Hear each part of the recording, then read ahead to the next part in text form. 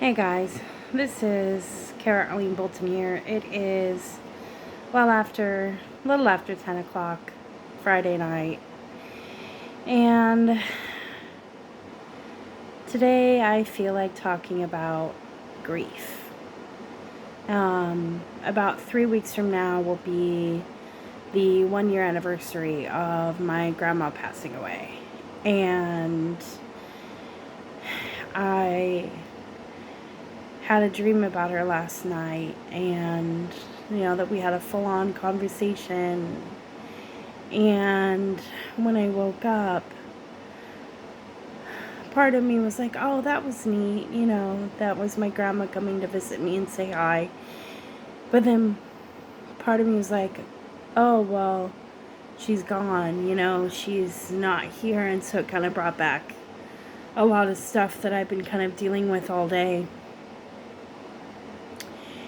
And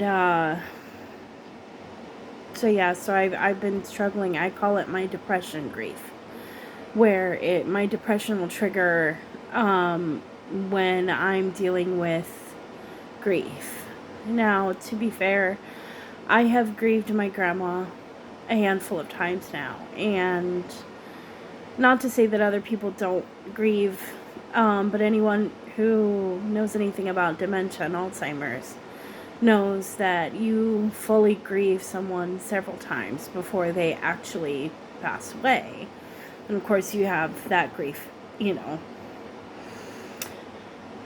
So, I grew up pretty close. She was my dad's mom. And would spend a lot of time at my grandpa's house as a kid. And, they would come up to the house because we lived about an hour away from each other. So they would come up when they could. We'd go down there when we could. And I feel like I got to know my grandma really well because when I transferred from community college to Sacramento State, she offered to let me move in with her because her house was closer to Sac State than my parents' house was. And I thought it would be cool because I could help her around her house. And, she had 3 acres at the time, and, she was getting older and, all that. And so I ended up living with her for about 5 years. And so I really got to know my grandma. In the fall of 2014, me and one of my cousins started noticing that she was starting to repeat questions, and she, just some things that weren't normal for her. And so we ended up talking with my dad and my cousin's mom. And then eventually they came to the diagnosis of dementia. And at first, like usually, it's relatively mild, and, she was more or less herself still, for a while. And then it started getting worse and worse. And then she ended up getting sick at one point in 2015. And she ended up with sepsis from a UTI, and then she went downhill quick. She got significantly worse. And then, fast forward a couple more years, she needed help with everything, to the point where she ended up, towards the end, needing help to eat, to getting up, to going to the bathroom, like literally needed help with everything. And then, so up until that time, she's already been mourned a few times because she wasn't herself. And then when she could no longer talk, that was another time. And then it kept going and going. And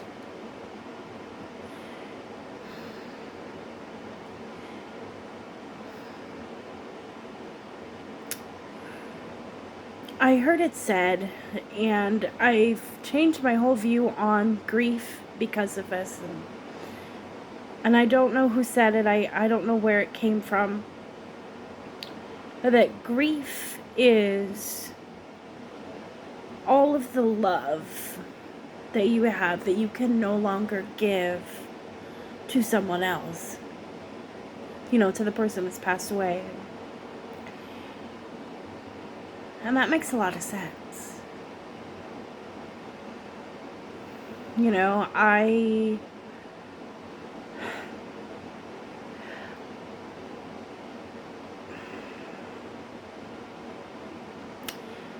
know that she comes to visit and check in on us. And, you know, I know that she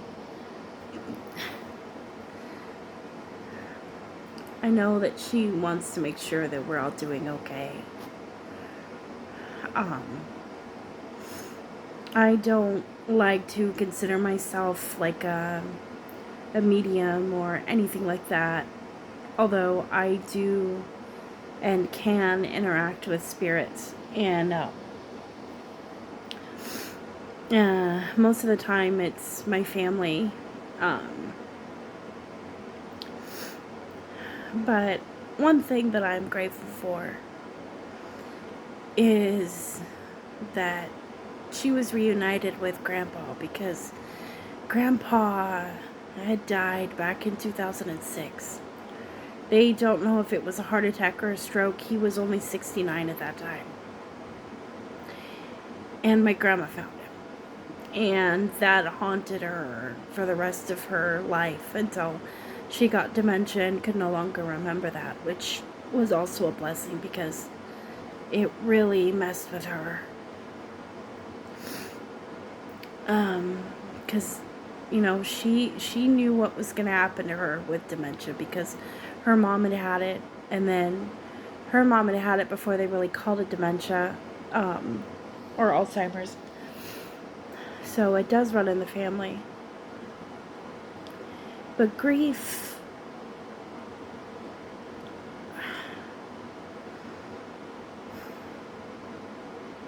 grief is love that you can no longer give to that other person. You know, that aching that you feel is you just wanting to give that love to that other person. And I feel like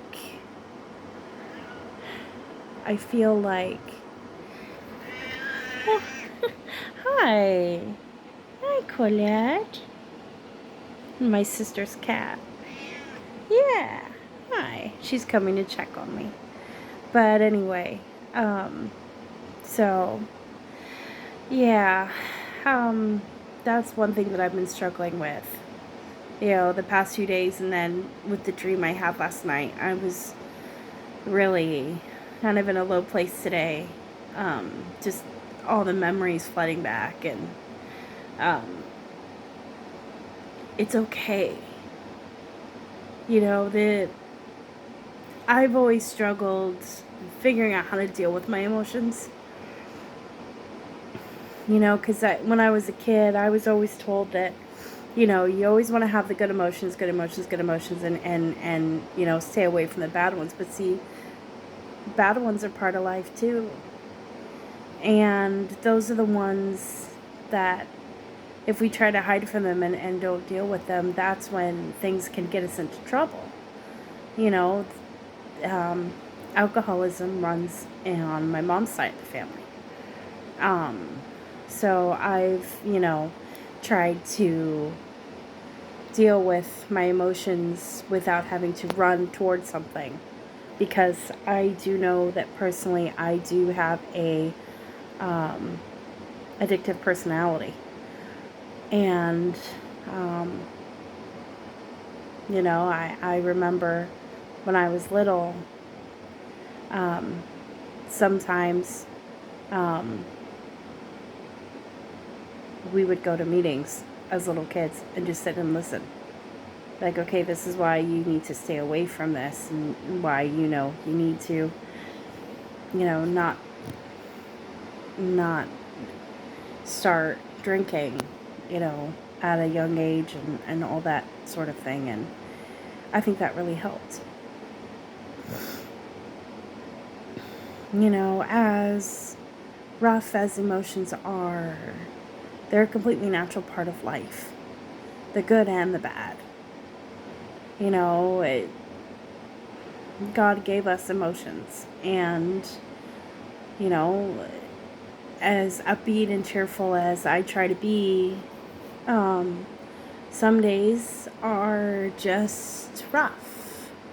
And today was one of those for me, for sure. As much as I tried to hide it at work, I even had a couple of guests come up to me and be like, "Hey, are you okay? Are you doing all right?" And I would tell them, "Yeah, no, I'm okay. I'm just tired, But one of them, she does Shipt, but her and I have become friends. And she's like, "Don't give me that. I know there's something wrong."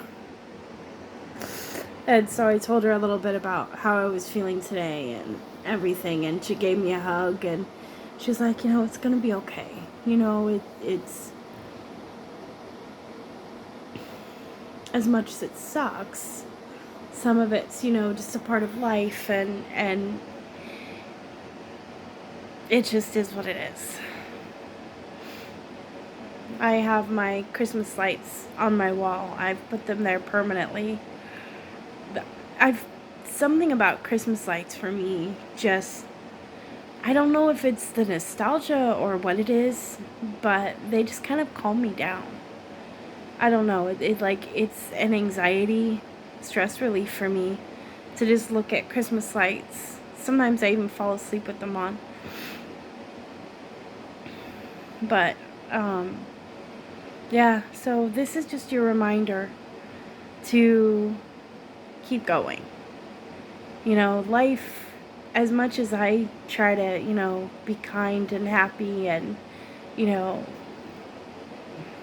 go forth and do good, sometimes life isn't all roses, and that's okay. But the trick is not to stay there. You have your time to deal with whatever it is you need to deal with, but keep going. Don't ever stop. Don't ever let life knock you down to the point where you don't get back up. That's the trick, is keep going even when life knocks you down. Because once you don't get up, that's it. It's game over. So keep going. Know that this person on this tiny corner of the internet loves you. And no matter what you're dealing with, no matter what you're going through, you will be okay. You will absolutely be okay.